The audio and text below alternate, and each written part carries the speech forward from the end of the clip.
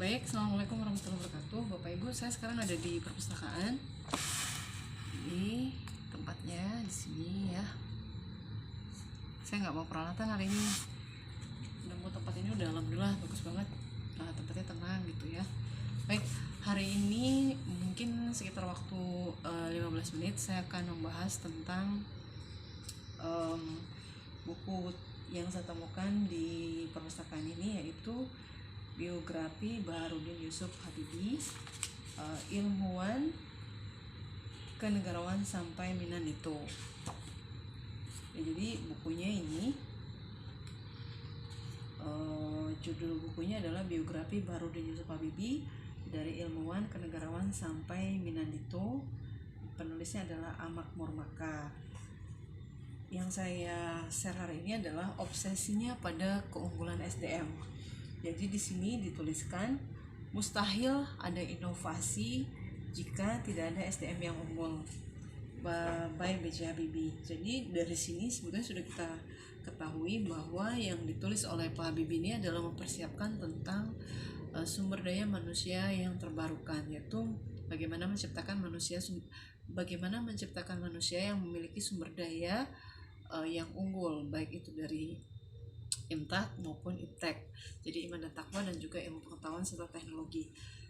Yang dilakukan oleh Bapak Profesor B.J. Habibie dalam hal ini banyak sekali, terutama salah satunya adalah sektor pendidikan, di mana beliau membuat sebuah yayasan atau Habibie Foundation Center, itu yang digunakan fokusnya adalah untuk mengembangkan sumber daya manusia itu yang berpusat kepada pendidikan dan teknologi. Artinya dalam hal ini yang bisa saya share adalah bagaimana seorang B.J. Habibie bisa membuat sebuah project grand design yang berhubungan untuk bisa memajukan sumber daya manusia itu ke depan. Seperti yang kita tahu, beliau juga membuat sebuah sekolah yang bernama Sekolah Cendekia, di mana sekolah itu berfokus kepada IMTAK dan juga IPTEK. Apa sih yang mau saya share pada hari ini? Yang ingin saya share adalah tentang cara berpikir beliau. Jadi segala sesuatu dimulai dari cara atau awal mula kita berpikir. Rasio berpikir kita akan dibawa kemana? Ketika kita berpikir tentang pendidikan, maka bentuk pendidikan apa yang lebih tepat untuk anak-anak kita, baik itu anak biologis maupun anak didik kita. Saya berbicara sebagai seorang akademisi yang berfokus kepada pendidikan. Yang kita lakukan untuk pendidikan, yang pertama adalah rubah cara mindset kita dalam mengajar. Yang kita lakukan dalam mengajar bukan membuat anak itu menjadi pintar, tapi memahamkan anak tentang arti dari sebuah pembelajaran, apa yang kita ajarkan kepada mereka.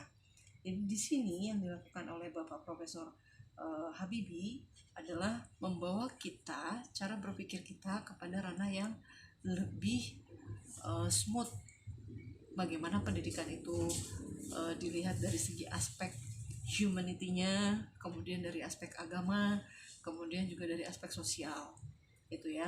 Dan saya juga ada di sini buku ini, belum saya baca tuntas ya, ini baru saya ambil tadi karena kita barusan diskusi sama Mbak Zi yang jaga di sini. Keren banget diskusinya ya. Mbak Zi itu sarjana kimia, nanti kapan-kapan ngobrol sama beliau ya.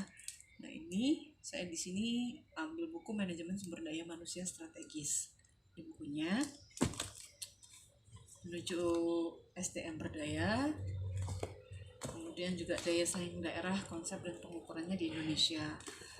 Hasil dari buku ini semua, kenapa saya lebih tertarik kepada SDM dan pendidikan?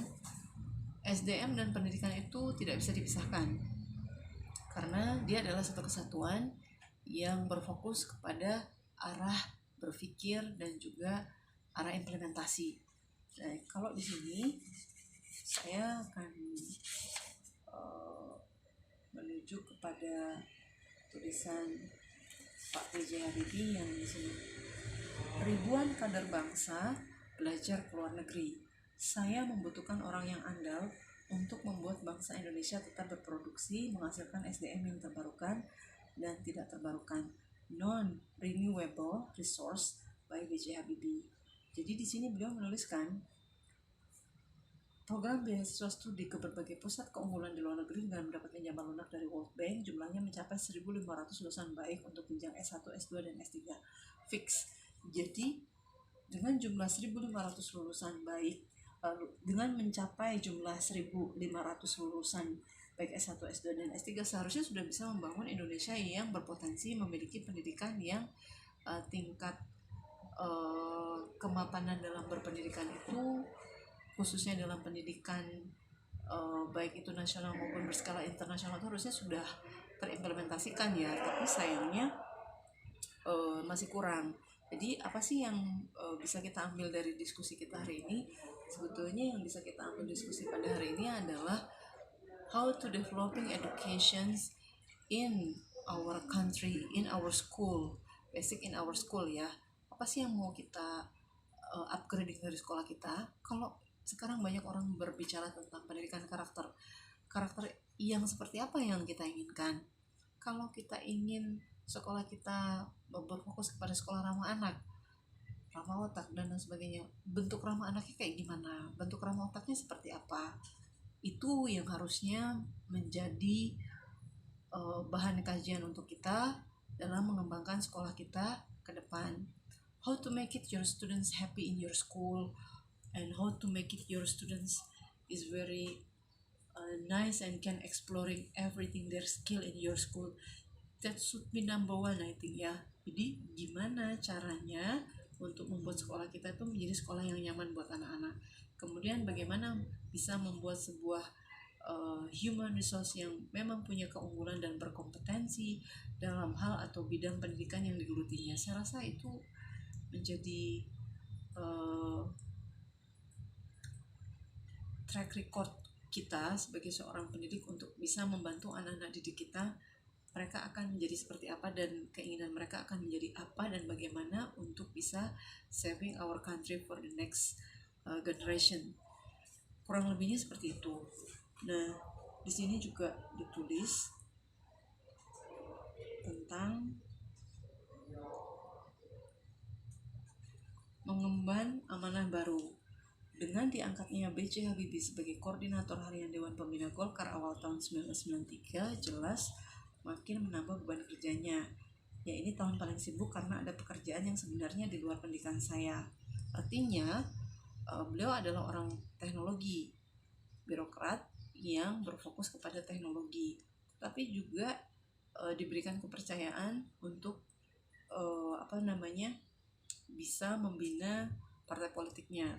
Artinya sosial juga bermain dalam hal ini, multi kecerdasan yang diperlukan oleh seorang B.J. Habibie. Jadi nggak hanya berfokus kepada pendidikan, sosialnya seperti apa. Nah, tugas dari sekolah adalah how to make it your students having a good social for the students. Jadi gimana sih caranya supaya anak-anak itu juga punya sosial yang bagus, tidak hanya membuat anak-anak itu pintar dari segi IQ, dari segi brain ya, tapi juga bagaimana kita bisa membuat anak-anak itu untuk mempunyai